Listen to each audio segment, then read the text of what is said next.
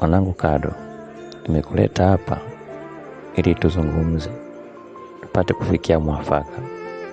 Kado, umeamua nini sasa? Baba yangu, unazungumzia kuhusu nini?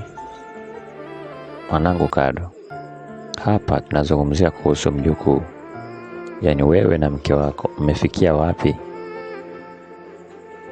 Ni kumpenda mke wangu baba, sio matarajio ya watu, na huo ndio uamuzi wangu. Na vipi kuhusu jina la ukoo? Ukoo bila huruma ni jina tupu baba. Kwa kuwa hautaki kunisikiliza, nami nafanya uamuzi wangu.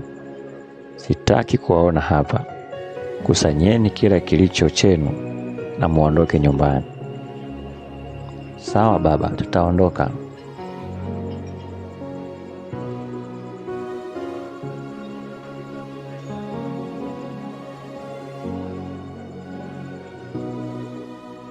Mume wangu Kado, bado una ndoto za kuwa baba? Ndiyo mke wangu Lisa, lakini zaidi nina ndoto ya kuwa mme mwema na bora duniani.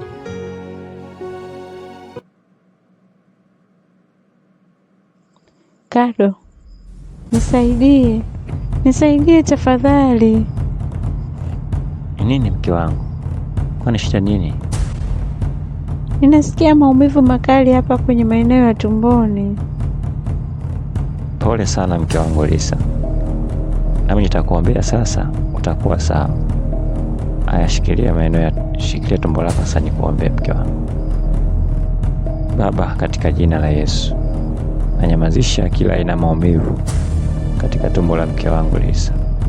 Natangaza uzima ndani yake sasa na sio baadaye, katika jina la Yesu Kristo, amen.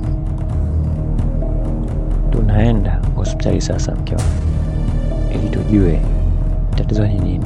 Utakuwa sawa. Mwanangu Kado, nimesikia kelele. Nini kinaendelea? Ni mke wangu baba, anajisikia vibaya, anajiandaa na tunaelekea hospitali. Na hela hospitali unayo?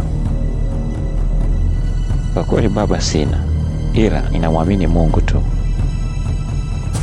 Mwanangu Kado, Mungu anaandika risiti.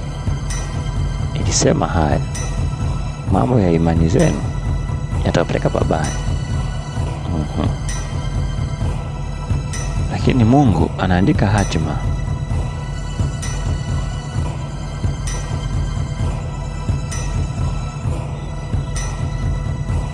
Asante sana mama. Mungu akubariki sana. Usijali mwanangu.